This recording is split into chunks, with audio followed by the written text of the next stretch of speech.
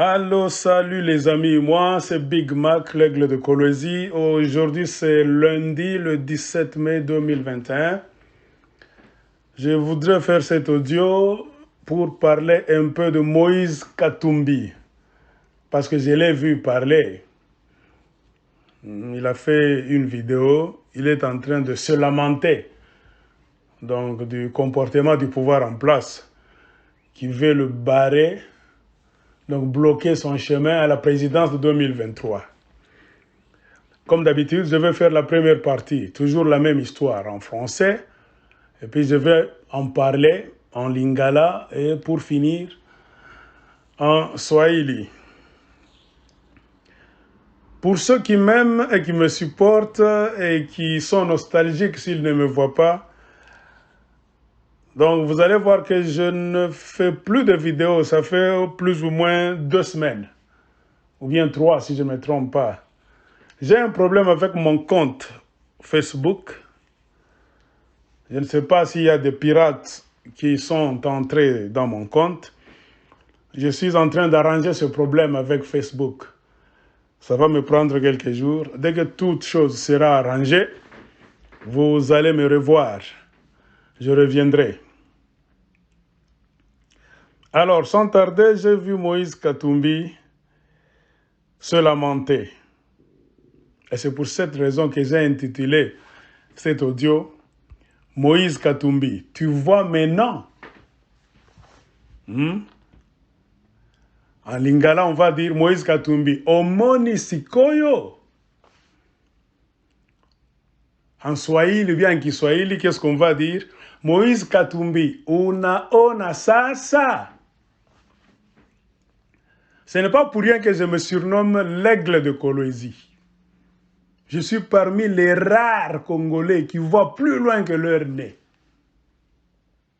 Sans me vanter, la plupart de mes analyses, je ne les fais pas sur base du fanatisme, ou bien pour plaire, ou bien déplaire à tel ou tel politicien congolais. Non.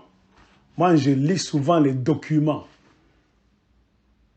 Je peux y ajouter ma pensée, conclusion, développer, mais la base de mes commentaires, c'est la lecture sur Internet, des revues, des politiques sur le Congo. Et surtout connaître le commencement. C'est très nécessaire. Si vous connaissez le commencement, c'est-à-dire les causes qui ont fait que nous avons au Congo ce que nous avons aujourd'hui, vous connaîtrez facilement la conclusion. Comment les choses peuvent se dénouer. C'est très nécessaire, surtout pour un intellectuel. Si je reviens, espérons que Facebook va régler le problème de mon compte d'ici peu. J'ai 3 documents que je voulais un peu lire et commenter. C'est en anglais. Je voudrais les lire. En tout cas, je le ferai vraiment parce que c'est très nécessaire pour l'histoire des Congolais. Il y a le premier document qui a pour titre « Why did Washington let a stolen election in the Congo ?» C'est-à-dire en français, « Pourquoi Washington a laissé une élection volée se dérouler au Congo ?» Pona nini Washington atikaki élection ya kimuyibi esalama na Congo au lieu ba sanctionner yango ba corriger. Juu ya nini Washington aliacha election ya bwizi, tricherie inapitika mu Congo banayacha paka vile au lieu bafanye nguvu basaidie ba Kongomani banayacha paka vile njoo natuletea fujo na leo. Ni article moja hivi ya bon, c'est un article qui vient d'un politicien américain très ancien. Il a déjà pris de l'âge, il a beaucoup écrit sur la mort de Lumumba, un connaisseur du terrain. Il y a aussi un autre document qui dit en anglais « Uganda prepares military base in the DRC ». L'Ouganda est en train de préparer une base militaire au Congo.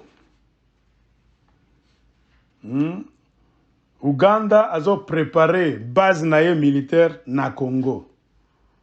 En Kiswahili, Uganda kunatayarisha base yake ya askari ndani ya Congo. Et un troisième document, Rwanda to help DRC with state of emergency. C'est-à-dire que le Rwanda est prêt à aider le Congo dans cette histoire de l'état d'urgence. C'est-à-dire en Lingala, Rwanda a lobby ye aza prêt ya ko aider Chilombo, Congo, na histoire na yewana ya nini ya état d'urgence. Rwanda iko tayari ya kumsaidia Felix Tshisekedi juu ya nini batumike naye pamoja juu ya hii histoire, hii neno yake ya nini ya état d'urgence. Alors, si vous voyez les titres, ça nous montre clairement que le Congo n'est pas encore sorti de l'auberge. Nous ne sommes pas encore sortis du trou. Parce que ceux qui sont au pouvoir au Congo traitent encore avec les criminels, avec les tueurs de Congolais. Tu ne peux pas dire que tu cherches la solution à des problèmes, ou bien au problème qui a tellement duré pendant 20 ans au Congo démocratique, en utilisant toujours les mêmes formules, ou bien la même formule que les autres politiciens congolais ont utilisé devant toi, ou bien avant toi, Félix Tshilombo. J'en parlerai avec trop de commentaires plus tard. Mais comme je l'ai dit, je voudrais un peu parler de Moïse Katumbi. Moïse Katumbi, je pense que tu es politicien. Plus politicien que moi, que beaucoup de Congolais.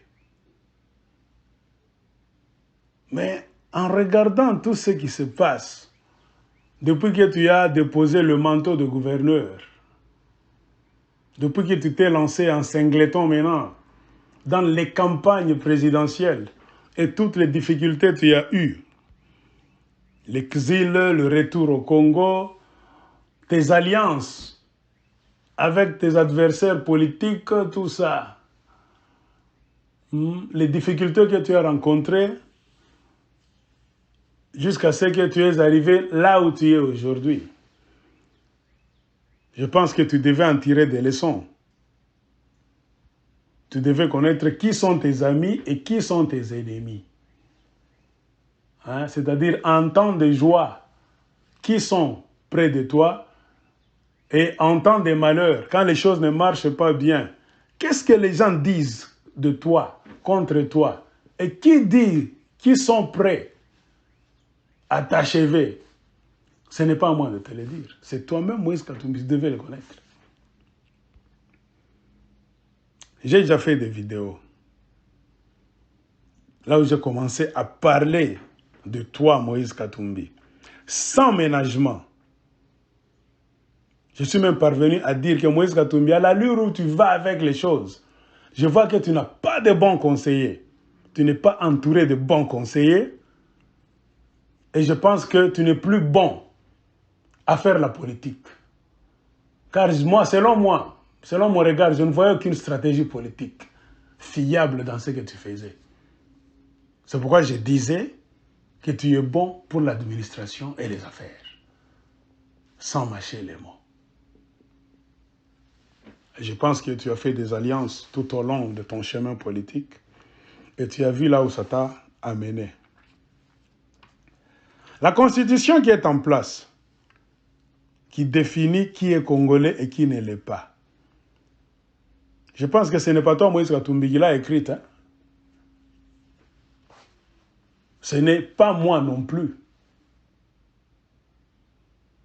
Ce sont les gens qui sont venus avec Laurent Désiré Kabila. La plupart, les gens de RCD, tout ça, les Banyamulenge, tout un mélange là-bas des gens. Ils ont écrit cette histoire-là. Que qui est congolais? C'est une personne dont l'un des parents, si pas tous les deux, ils acceptent que l'un des parents de ce monsieur-là, ou bien de cette dame-là, doit être congolais. Je ne veux pas entrer en profondeur. C'est ce que la Constitution dit. Et c'est sur base de cette Constitution que les choses sont en train de se rouler au Congo. Tu as fait tes alliances avec les Chilombo. Et voilà, aujourd'hui, quelqu'un d'entre eux s'élève pour vouloir qu'on change cet article-là. Hein? L'article de la Constitution. Et j'ai vu que tu as fait une vidéo pour dire que tu sens qu'on t'a visé, toi.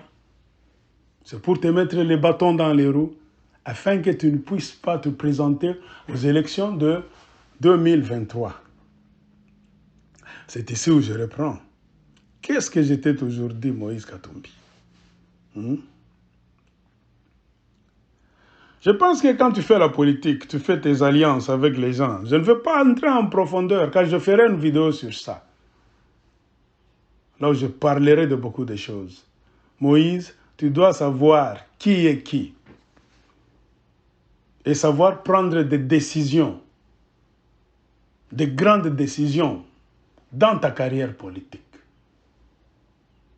Des décisions parfois qui sont impopulaires. C'est-à-dire qu'ils peuvent casser maintenant tes liens sérieusement avec certaines personnes. Donc faire la politique pragmatique. Fini les histoires là-bas d'amadouer les gens. Oh, je ne veux pas de problème avec les gens. Non. Puisqu'à l'allure où vont les choses, tu vois maintenant le comportement de ces gens. C'est-à-dire que Félix Chilombo, l'UDPS et consorts. Toi, tu es mou, tu es doux avec les gens. Mais eux cherchent des opportunités. C'est-à-dire, ils font semblant d'être bien avec toi, d'être doux, mou. S'ils sont dans une position de faiblesse, s'ils sont dans une position de manquement. Mais au moment où tu vas leur tendre la main, vous cheminez avec eux, s'ils mettent la main sur ce qu'ils cherchent, ils te montrent leur face directement, bam, pour te casser sans même avoir honte. C'est pourquoi tu vois leur comportement. 2023, c'est dans 2 ans. C'est dans 2 ans. Mais regardez ces gens qui projettent déjà, donc, de rester, donc, d'être candidat à la présidence, de bloquer les autres. Ils se voient déjà gagner la présidence de 2023. Mais si vous leur posez la question, sur base de quoi? Ils vont nous montrer quel bilan, quel résultat, qui font en sorte que les Congolais vont voter Félix Tshisekedi encore, pour qu'il demeure président des Congolais de 2023 en allant au-delà. Posez-leur la question. Alors vous comprenez que vous avez en face de vous des gens qui sont tellement inconscients à un niveau très élevé. Pour eux, c'est le pouvoir pour le pouvoir. C'est-à-dire qu'ils vous aident, qu'ils vous détruisent, qu'ils mentent, qu'ils volent, qu'ils créent la zizanie, qu'ils vous trahissent. Pour eux, ça ne dit absolument rien. Et c'est-à-dire tous les moyens sont bons, même les moyens criminels, pourvu qu'ils maintiennent le pouvoir, pourvu qu'ils atteignent leur objectif. Rester au pouvoir, si pas éternellement, le plus longtemps que possible.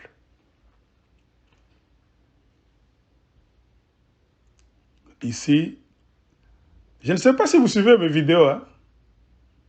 Parce que parfois je le fais en français. Je sais pourquoi je le fais. Parce que je reçois parfois des correspondants de l'Afrique francophone qui me disent que je leur ai donné une idée. J'ai vraiment aidé à ce que les gens puissent comprendre donc de quoi il est question au Congo. J'ai fait une vidéo. Regardez bien ma page Facebook. Allez même sur YouTube. Si pas sur Congo Flash, allez sur Congo États-Unis. Ils avaient téléchargé l'une de mes vidéos, ils ont publié ça, qui a pour titre « Kagame et la MONUSCO comptent maintenir Félix Tshilombo à la présidence au-delà de 2023 ». C'est une information que moi j'avais eue, venant des milieux politico-militaires rwandais sûrs. On m'avait dit ça, moi, très bien, d'une source sûre, que Kagame, à un moment donné, il compte envahir le Congo, faire sentir la présence militaire rwandaise dans le nord et le sud Kivu. Ils ont déjà fait des deals avec Félix Tshilombo. Kagame est prêt à l'aider parce que c'est leur partenaire. Ils ont vu en Félix Tshilombo un Congolais à la présidence qui leur a tout donné. Tout ce dont ils avaient besoin. Félix, donc, a privilégié le Rwanda. Le Rwanda a gagné, plus que même ce qu'il avait gagné au temps de Joseph Kabila. Suivez ma vidéo. Suivez ma vidéo. Quand vous voyez quelqu'un qui a la présidence, qui ne se soucie de rien, qui ne se soucie même pas du vécu quotidien des Congolais. Hein? Mais lui, son problème, c'est qu'il est à la présidence et il compte garder cette présidence. Ce n'est pas mauvais. Si un politicien qui est à la présidence compte la garder, ou bien s'il n'est pas président, il veut arriver à la présidence et y demeurer le plus longtemps possible. Ce n'est pas un péché. Mais avec quelle méthode? Sur base de quelle tactique? Quel bilan? Ce sont des questions que nous devons nous poser. Et ce sont des questions que nous devons poser aux gens de l'UDPS, à Tshilombo. Ça fait 3 ans qu'il a la présidence. Il va nous montrer quel bilan. Il y a des vidéos que vous voyez vous tous. Le rôle de Tshilombo, c'est insulter les gens chaque fois. Il a insulté tous les Congolais, Kombantaba, Nyangalakata, Shenzi. Et dernièrement, c'était les Katangé Bandoki. Mais quand vous voyez, vous regardez les vidéos, il y a une grande crise sérieuse au Kasaï, au Grand Kasaï. Le Kasaï est en train de se vider. Il y a un exode massif. Vous avez vu des vidéos de Kassaïens qui ont pris le train, arrivé au niveau de Luena. Le train était tombé en panne, je ne sais pas pour combien de jours. Les gens ont commencé à marcher à pied. Objectif, entrer au Katanga. Demeurer au Katanga. On a montré même un marché là, Soko, Wenze, marché de Mbujimayi, appelé Sims. Le marché est vide. On a promené le micro là-bas. Eux-mêmes, les gens qui sont là, en train de vendre, qu'est-ce qu'ils disaient? Il y a 3 ou bien 4 commerçants. Toutes les portes sont fermées. Où sont partis les gens? Qu'est-ce qu'ils nous disent? Ils ont fui le Kasaï. Et quand vous regardez la réalité sur terrain, ils vont où? 3 endroits. Si ce n'est pas au Katanga, à Kinshasa. Si ce n'est pas Kinshasa, c'est au Bas-Congo, principalement. Mais on a un président là-bas, d'origine kassaïenne, du Grand Kasaï, monsieur de Mbujimayi, qui a volé 400 millions de dollars américains, plus de 400 millions, parce que c'est 180 millions de dollars américains, pendant les 100 premiers jours de sa présidence, et qui continue à exploser le budget de la présidence. Et qui a envoyé maintenant sa famille faire les affaires au Katanga, spécialement au Lualaba, dans les mines. Lui aussi est actionnaire dans les mines. Tout en oubliant les gens du Kasaï qui sont en train de souffrir. Et les Kassaïens maintenant viennent en masse au Katanga. Et au lieu de venir poliment, ils viennent en disant clairement que cette fois-ci c'est leur tour. Ils vont tabasser tout le monde. Ils vont s'imposer par la force. Ils ont trouvé des alliés en la personne de Kyungwa Kumwanza, qui est maintenant devenu l'avocat du diable. Au Lualaba, il y a Fifi Masuka, vice-gouverneur, qui, toujours dans leur guéguerre politique là-bas, après avoir mis au monde avec je ne sais pas combien de maris, il est en train d'entretenir, je ne sais pas, ses beaufs, ou bien ses beaux-parents, tout ça. Et en somme, on a vu quoi? Les politiciens katangais sont distraits. Les plus distraits du Congo. On est en train de vous jouer. Vos amis et vos ennemis veulent utiliser votre terrain qui est riche en minerais, qui est riche en stratégie. Non pas pour vous aider, pour se tourner contre vous. Et tous les indicateurs sont au rouge. Ils vous le disent même parfois que Moutayamba, vous verrez. Au lieu de faire maintenant l'éveil de la conscience, on voit des politiciens katangais qui sont en train d'entretenir leurs ennemis. Et demain, vous allez vous plaindre, vous allez pleurer. C'est pourquoi je lance cet appel à la jeunesse katangaise, en particulier le Grand Katanga, et à la jeunesse congolaise, de tous les 4 coins du Congo. Il est temps de nous réveiller. Fini cette politique de blague. Parce que regardez la politique de Félix Tshilombo, c'est entretenir les Ougandais. Les Ougandais sont déjà en Ituri. Kagame a toujours été au Congo. Et tous les 2 pays, dans cet état d'urgence qu'il a fait, qu'il a mis en place, Tshilombo a mis en place, regardez, il a des partenaires qui vont l'aider à faire cette histoire. Ce sont des Rwandais et des Ougandais. Mais pourquoi aller chercher les gens qui tuent, les tueurs, les assassins des Congolais, les génocideurs du peuple congolais? Pourquoi aller faire recours encore à ces gens-là? Pourquoi ne pas entretenir l'armée congolaise? Tout cet argent que Tshilombo d'abord a volé, les 400 millions, tu sais, ça va payer combien de militaires congolais? Ça va amener en formation militaire combien de Congolais de père et de mère?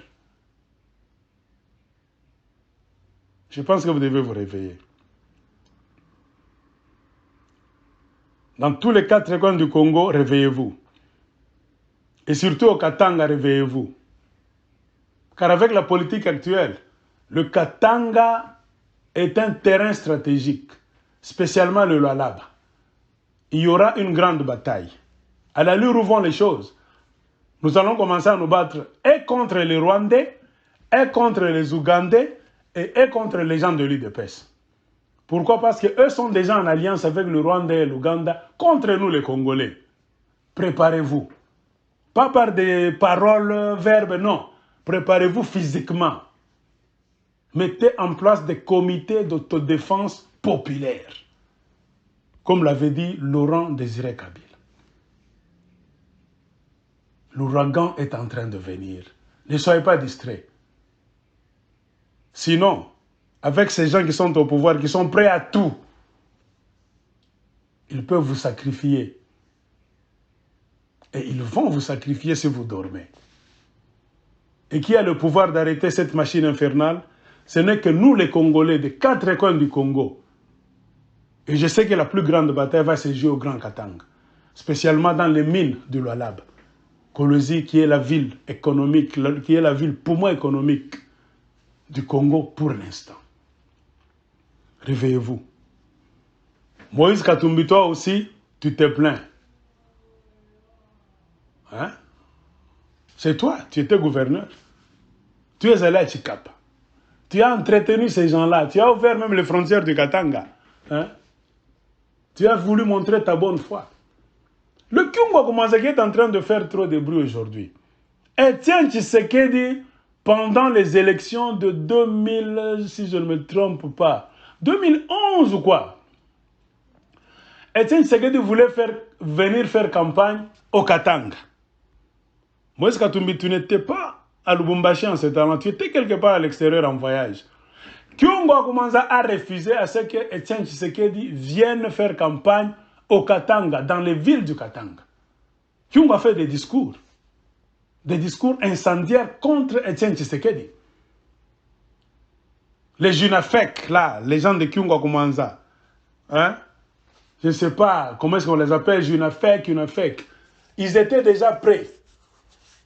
à ne pas laisser Etienne Tshisekedi atterrir sur n'importe quel coin, quel point de Katanga. Moïse, tu étais gouverneur, tu es rentré rapidement pour plaider pour Etienne Tshisekedi. Je me souviens, comme si c'était hier, et tu avais dit, il est congolais comme tous les Congolais, et c'est son droit de venir au Katanga faire les campagnes. Et c'est grâce à toi, Moïse Katumbi, que Etienne Tshisekedi et l'UDPS étaient venus au Katanga faire leur campagne. Kyungu a commencé à ne voulait pas.